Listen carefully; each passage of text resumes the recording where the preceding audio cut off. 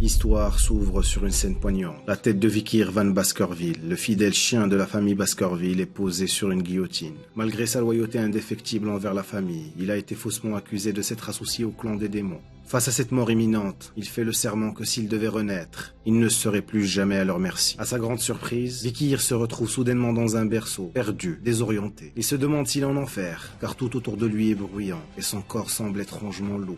Il réalise qu'il est dans une pièce peu familière, entouré de nombreux enfants en pleurs. Pendant ce temps, le patriarche de la famille Baskerville, Hugo le Baskerville, inspecte les berceaux. Il déambule dans la pièce, ignorant les pleurs des enfants, qu'il considère comme insignifiants, voire même comme des déchets.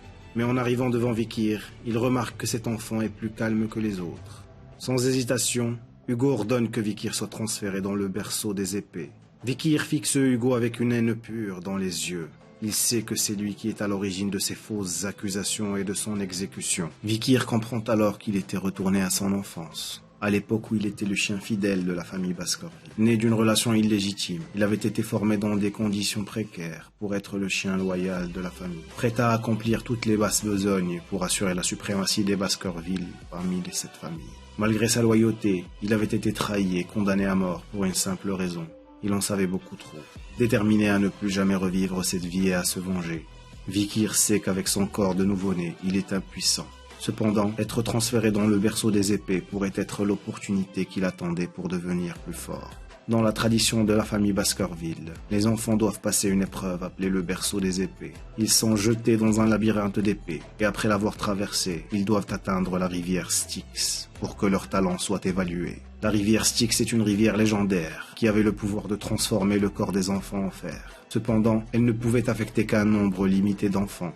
Donc atteindre la rivière le plus rapidement possible était crucial. La seule façon d'y parvenir était de sortir directement du labyrinthe en forme d'hélice fait de lames, une tâche loin d'être facile. Tandis que Vikir rampait à travers le labyrinthe du berceau des épées, il ne pouvait s'empêcher de repenser à sa vie passée. Il avait été dépassé par ses frères et sœurs et n'avait pas pu recevoir l'effet tant désiré de la rivière. Mais cette fois-ci, il était déterminé à monopoliser la bénédiction de la rivière Styx aussi longtemps qu'il le pourrait. Alors qu'il progressait dans le labyrinthe, il tomba soudainement dans la rivière Styx. L'eau s'infiltra profondément dans son corps et ses os à travers ses plaies, lui causant une douleur intense. Mais il savait qu'il devait endurer cela aussi longtemps qu'il le pourrait. Il ne pouvait pas laisser passer cette chance. À l'extérieur du labyrinthe, les serviteurs de Vikir criaient pour qu'il sorte. Il craignait qu'il ne meure s'il restait plus longtemps sous l'eau. Et Vikir était déterminé à tenir le plus longtemps possible. Pendant ce temps, Hugo observait avec attente. Il demanda à John Barrymore, le majordome en chef de la famille Baskerville, combien de temps s'était écoulé depuis que Vikir était dans la rivière. Barrymore répondit qu'environ 7 minutes s'étaient écoulées. Hugo rit et dit que Vikir pourrait mourir. Les serviteurs le regardèrent avec inquiétude, demandant à Hugo de sauver Vikir. Hugo appela Vikir, lui disant qu'il pouvait maintenant sortir de l'eau. Mais Vikir était trop occupé à absorber l'eau de la rivière Styx pour lui prêter attention. Il se disait qu'il ne pouvait abandonner cette opportunité si facilement. Il devait absorber autant qu'il le pouvait jusqu'à la toute fin. Cela dit, il commençait à sombrer, alors que l'eau entrait dans sa bouche. Malgré le danger, Vikir savait qu'il devait endurer. Il semblait que Vikir allait se noyer. Mais Hugo le tira de l'eau, avec un sourire satisfait sur son visage. Il commenta la cupidité de Vikir, qui avait même bu l'eau de la rivière Styx. Il remarqua ensuite que Vikir avait déjà des dents, ce qui le surprit. Hugo demanda au majordome le nom de l'enfant, et il apprit qu'il s'agissait de Vikir van Baskerville. Hugo sourit et dit qu'un fils très avide était né. Vikir, encore un peu conscient, se dit qu'il devait utiliser ce temps pour aiguiser ses canines en secret. Il était déterminé à arracher la tête de son maître quand le moment viendra, et il le fera de ses propres mains. La famille Baskerville disparaîtra à jamais de l'histoire. Vikir van Baskerville était né en tant que fils bâtard de Hugo le Baskerville, un noble renommé de son époque. À l'âge tendre de 8 ans, il était évident que Vikir possédait une intelligence extraordinaire, qui dépassait de loin celle de ses pères. Cependant, au sein de la famille Baskerville, il était considéré comme rien d'autre qu'ordinaire, car il ne possédait pas le sang de la lignée directe. En grandissant, Vikir commença à explorer différents domaines d'intérêt, se fixant finalement sur les chemins traîtres de l'assassinat, de l'espionnage et de la conquête. À l'âge de 20 ans, il avait déjà entrepris plusieurs missions qui mettaient en valeur son impressionnant ensemble de compétences. Mais malgré ses accomplissements, Vikir se sentait toujours inférieur par rapport à ceux de la lignée directe. À l'âge de 30 ans, la porte menant au royaume démoniaque s'était ouverte, signalant le début d'une invasion terrifiante par le clan des démons. Vikir, maintenant un combattant aguerri, s'est levé pour défendre son royaume, participant à des batailles qui l'ont vu massacrer des monstres à gauche et à droite.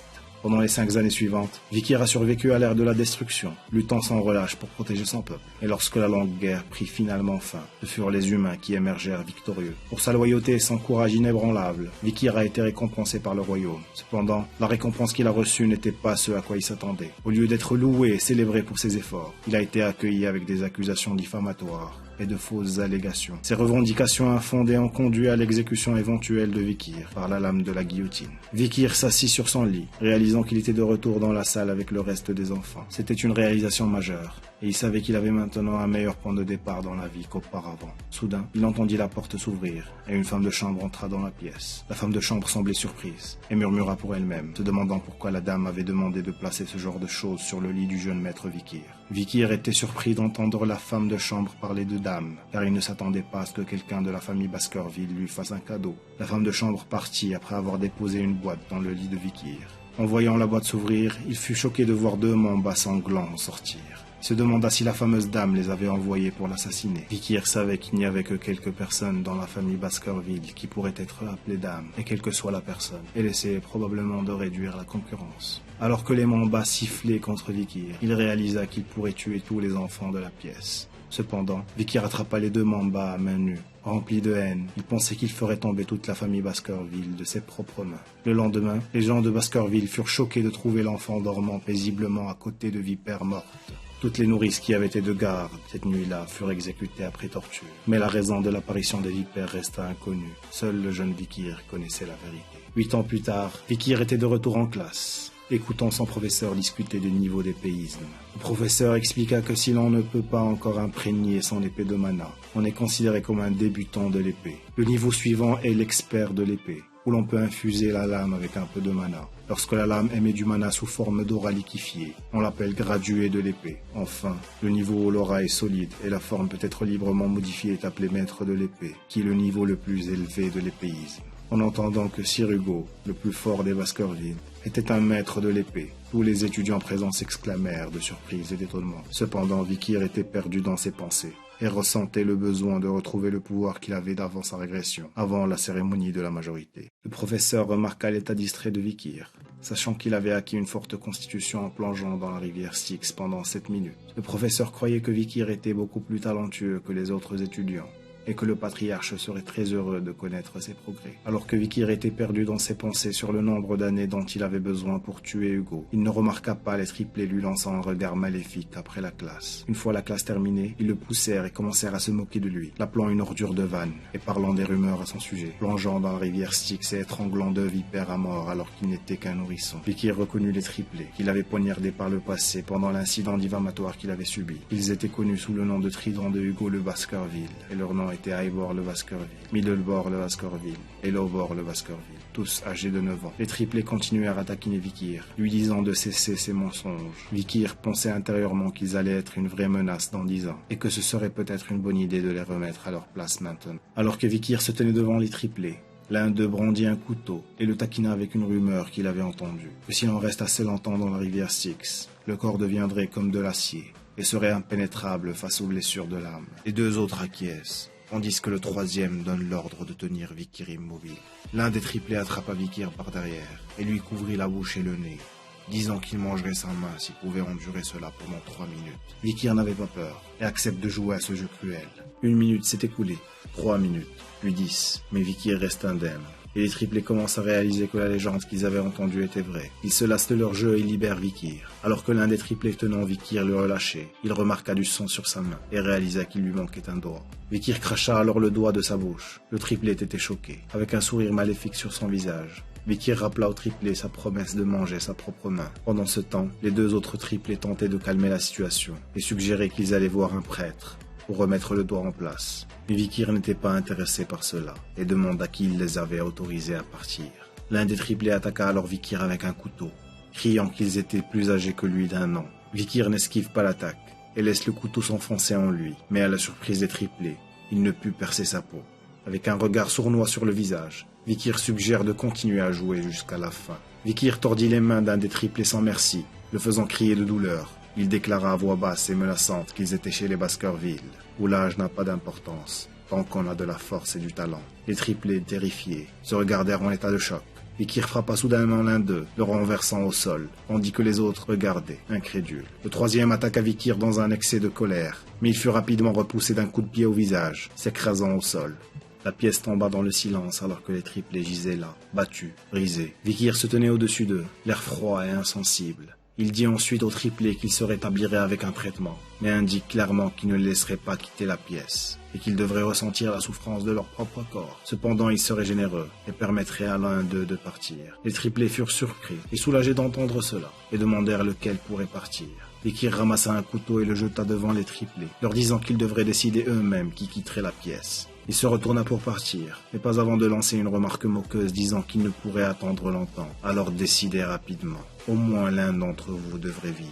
Les triplés regardèrent le couteau, puis se regardèrent entre eux, réalisant que la survie était leur seule option. Ils commencèrent à se battre, chacun essayant de saisir le couteau et de prendre le dessus. Les sons de leur lutte résonnaient dans la pièce, et Vikir écoutait avec satisfaction de l'extérieur. Il avait réussi à déviser le trident de Baskerville, opposant frère contre frère dans une lutte pour la survie. Dans le bureau du patriarche, le majordome en chef, John Barrymore, apporta des nouvelles troublantes au patriarche de Baskerville. Le clan Morg avait causé des problèmes dans les mines de rubis, revendiquant le territoire comme le leur. Cependant, le patriarche Hugo assura à John qu'il s'occuperait de l'affaire lorsque le clan Morg les contacterait. John fit ensuite un rapport sur l'évaluation intérimaire de la forteresse juvénile et informa le patriarche que le maître Vikir avait obtenu les meilleurs résultats à l'examen écrit. L'examen pratique était prévu dans 5 jours et les chiens de l'ombre avaient évacué les lieux en préparation. Cependant, John hésita avant d'informer le patriarche d'un récent incident à la forteresse juvénile. John informa le patriarche qu'il y avait eu une grande bagarre parmi les jeunes maîtres. Le patriarche Hugo était préoccupé et demanda combien d'entre eux étaient morts. Le majordome John informa Hugo qu'il n'y avait pas eu de mort et que les dents du jeune maître Eivor avaient été complètement endommagées, que la mâchoire du jeune maître Midlebor avait été fracassée et que l'index gauche du jeune maître Lobor avait été amputé. Bien qu'ils aient récupéré grâce au traitement, les dommages psychologiques qui leur avaient été infligés semblent significatifs. Le patriarche Hugo fut pris de court et remarque qu'ils n'auraient pas combattu entre eux puisqu'ils étaient si proches. John révéla qu'il y avait eu des frictions avec un autre jeune maître, un enfant de 8 ans nommé Vikir, qui avait blessé les 3 jeunes maîtres et qui avait également obtenu les meilleurs scores à l'examen écrit. Après avoir exprimé sa préoccupation concernant l'incident de la forteresse juvénile, Hugo convoqua Vikir dans son bureau. Vikir arriva avec un sourire sur son visage, et le patriarche Hugo remarqua à quel point il avait grandi depuis leur dernière rencontre. Le patriarche aborda ensuite la question de Vikir ayant brutalisé les triplés. Vikir répondit que les frères avaient reçu un traitement médical approprié depuis. Cependant, le patriarche Hugo souligna qu'il ne parlait pas de handicap le physique, mais du handicap du cœur. Il expliqua comment l'incident avait endommagé la relation des frères et demanda à Vikir s'il pensait avoir fait quelque chose de mal. À cela, Vikir répondit par une question, demandant ce qu'il avait fait de mal. Le patriarche Hugo souligna qu'il avait transformé ses frères en véritables gâchis. Vikir, avec un regard confiant dans ses yeux cramoisis, répondit qu'il était plus fort. Comment la personne forte pourrait-elle avoir tort ? Le patriarche Hugo révéla alors que ses frères lui avaient pardonné, mais qu'il ne ressentait toujours pas une once de culpabilité. Vikir semblait surpris par cette nouvelle et demanda « Ils m'ont pardonné ?» Vikir se souvint alors d'un événement avant sa régression. La plus jeune fille d'une famille qui avait été ruinée par le clan Baskerville était venue rendre visite à Hugo. Elle était devenue religieuse après de nombreuses années et avait pardonné Hugo malgré le fait que son clan a été responsable de la ruine de sa famille. Vikir répéta la même ligne que Hugo avait dite à la jeune femme, que le pardon était une excuse faite par les faibles qui ne peuvent pas chercher la vengeance en raison de leur manque de force. Alors que Vikir parlait de l'importance de la force, Hugo montra son approbation en hochant la tête, et ses yeux brillaient de satisfaction. Il se tourna ensuite vers le majordome en chef, Barrymore. Il lui ordonna de permettre à Vikir de prendre n'importe quelle friandise qu'il voulait, assez pour qu'il puisse la transporter lui-même. Vikir exprima sa gratitude en demandant des chocolats. En partant avec le majordome en chef, Hugo l'appela son fils, l'exhortant à bien se comporter lors de l'évaluation à venir et à ne pas perdre face aux descendants de la lignée directe. Vikir acquiesça le conseil, mais ses yeux étaient remplis de haine. Vikir et le majordome en chef se dirigèrent vers la salle de stockage. Le majordome commença à l'informer sur le chocolat. Il expliqua que c'était le chocolat de la plus haute qualité, que le clan Morg avait obtenu avec beaucoup de difficultés, et qu'il était apprécié par leurs gourmets. Cependant, Vikir l'interrompit rapidement et déclara qu'il ne voulait pas de chocolat transformé. Le majordome en chef fut surpris et demanda des éclaircissements. Vikir demanda alors des fèves de cacao, celles qui avaient un arôme riche. Le majordome en chef était confus, mais obéit, et fit apporter des fèves à Vikir. Alors que Vikir mettait l'une des fèves dans sa bouche, le chef l'informa qu'il s'agissait des fèves sanglantes, connues pour leur arôme riche et qu'avec une seule fève, il pouvait produire 100 litres de chocolat. Le majordome en chef regarda Vikir manger la fève, se demandant si Vikir aimait le chocolat au point de manger quelque chose de si amer. Peut-être que c'était une excellente méthode d'obtenir plus de chocolat, car après avoir été transformé, il aurait une énorme quantité de chocolat disponible. Le chef demanda à Vikir s'il voulait qu'il transforme les fèves et les envoie dans sa chambre. Mais Vikir refusa et dit qu'il les prendrait telles quelles. Peut-être que Vikir avait juste des goûts particuliers. En réalité, Vikir n'avait aucun intérêt à manger le chocolat, mais il avait un plan pour les fèves de cacao. Vikir prévoyait d'utiliser les fèves lors de l'examen pratique programmé dans 5 jours. Peu savaient qu'un événement bouleversant allait bientôt se produire. Dans ce monde, la famille Baskerville est connue comme la famille Berserker, en raison de l'entraînement intense et de l'évaluation que leurs enfants subissent dès leur plus jeune âge. L'entraînement commence lorsque les enfants sont capables de faire leurs premiers pas, et ils sont immédiatement soumis à un test rigoureux de leur endurance. Ils doivent courir en haut d'une montagne escarpée, et ne sont pas autorisés à s'allonger, sauf pendant les temps alloués. Comme si cela ne suffisait pas, lorsqu'il est temps pour eux de dormir, ils doivent dormir à côté d'un cadavre de monstre. Cela les aide à s'adapter à des environnements difficiles et à devenir résilients face aux dangers. Ces pratiques extrêmes sont ce qui rend la famille Baskerville crainte et respectée dans tout le pays. Après cette période d'entraînement épuisant, les enfants atteignent l'âge de 8 ans et le vrai test commence. Les jeunes molosses, comme on les appelle, doivent subir une évaluation mortelle. C'est le moment décisif qui évalue à la famille Baskerville sa réputation notoire. À la périphérie du territoire, il y a une montagne connue sous le nom de montagne le Rouge et le Noir. Elle est remplie de monstres, et c'est ici que les jeunes molosses se rassemblent pour subir leur évaluation. L'instructeur de la famille Baskerville, le chien de l'ombre, Pavlov van Baskerville, se tenait devant les jeunes maîtres et expliquait les règles du test. Il devait survivre pendant 1 mois dans la zone et chasser des monstres grands et forts. Il explique que les points pour réussir à survivre étaient de 10 points. Et si le jeune maître survivait sans devenir handicapé, c'était 30 points. S'il faisait échouer d'autres jeunes maîtres et survivait, c'était 50 points. S'il terrassait un monstre et survivait, c'était 70 points. Et s'il remplissait toutes les conditions, il recevrait 90 points. En plus de cela, s'il voulait le badge donné à quelqu'un d'autre, des points supplémentaires seraient alloués. Il souligne qu'il n'y avait pas 100 points dans cet examen, car un épéiste meurt à l'instant où il pense avoir atteint la perfection. Il ajoute que ceux qui recevraient 0 points seraient considérés comme morts pour la famille Baskerville, et que leur nom serait effacé de l'histoire de la famille. L'instructeur les met également en garde contre le fait de quitter la zone désignée, car la montagne rouge et noire était une zone restreinte, avec de nombreuses créatures terrifiantes. Il recommande que les jeunes maîtres se déplacent dans l'espace donné, où les monstres avaient déjà été subjugués. Il les informe que pendant l'examen, leur évaluation sera faite par les chiens de l'ombre. Alors que les jeunes maîtres attendaient le début de l'examen, certains d'entre eux remarquent Vikir et commencent à discuter ses exploits passés. Malgré leurs commentaires, Vikir reste composé et pense à la montagne rouge et noire qu'il avait visitée auparavant. Pendant ce temps, les triplés debout près de Vikir étaient visiblement nerveux, tremblants de peur. Pavlov s'adresse aux jeunes maîtres, leur souhaitant bonne chance, avant que la cloche sonne, signalant le début de l'examen. Dès que la cloche sonne, tous les jeunes maîtres commencent à courir vers de différentes parties de la montagne pour occuper les zones les plus avantageuses. L'un des jeunes maîtres avait un plan et pensait aller à un endroit qu'il avait vu lors de l'examen de l'année dernière, espérant obtenir un avantage. Un autre derrière lui pensait qu'il ne pouvait survivre seul et décida de le suivre. Pendant ce temps, les triplés se disputaient entre eux, chacun voulant faire les choses à sa manière et sortir vainqueur. Pavlov observait alors que l'examen commençait, sachant qu'il était important de limiter les pertes. Bien que tuer n'était pas interdit, cela était découragé, et tout concurrent qui tuait aurait des points déduits. Pavlov et les autres chiens de l'ombre étaient déterminés à faire de leur mieux pour éviter toute mort inutile. L'un des chiens de l'ombre qui avait été chargé de suivre Vikir était surpris de le voir se diriger vers une zone restreinte. Il se demandait où allait Vikir, et s'il était le génie dont on parlait, qui s'était distingué depuis l'enfance. Le chien de l'ombre était intrigué, et avait hâte de voir les compétences que Vikir allait démontrer. Vikir s'est approché d'un grand arbre. Il se demande si c'était le bon endroit. Il pensait que le sol mou serait approprié pour installer un camp. Vikir envisage ensuite de faire une pause, ce qui laisse le chien de l'ombre qui le suivait confus. Alors que les autres participants étaient occupés à se battre pour des points ou à affronter des monstres, Vikir rassemble du bois et s'entraîne avec un bâton. Plus tard, il dormait paisiblement sous l'arbre. Le chien de l'ombre qui observait Vikir devenait impatient et commençait à remettre en question ses actions. Il se demandait combien de temps s'était écoulé depuis que Vikir avait fait une pause et observe qu'il passait la plupart de son temps à creuser des trous, à chasser pour se nourrir ou à collecter du matériel. Le chien de l'ombre commençait à douter des rumeurs sur le prétendu génie de Vikir, se demandant s'il prévoyait de se cacher au lieu de participer activement à l'examen. Finalement, le chien de l'ombre décide de se retirer et de trouver quelque chose d'intéressant ailleurs. Dès que le chien de l'ombre repart, le visage de Vikir s'illumine d'un sourire. Il était heureux de pouvoir enfin se détendre et pensait en lui-même que camper à l'extérieur lui rappelait le bon vieux. Vikir se souvenait d'une conversation avec son camarade de groupe sur l'utilisation des fèves de cacao pour rendre l'odeur du poisson moins forte. Il jette quelques fèves sanglantes dans le feu et remarque que le chien de l'ombre gênant était loin. Il avait terminé toutes les préparations et se demandait s'il serait temps de commencer sa traque. Quelques jours plus tard, Vicky rentre dans la zone restreinte. Alors qu'il marchait, il sent une odeur de brûlé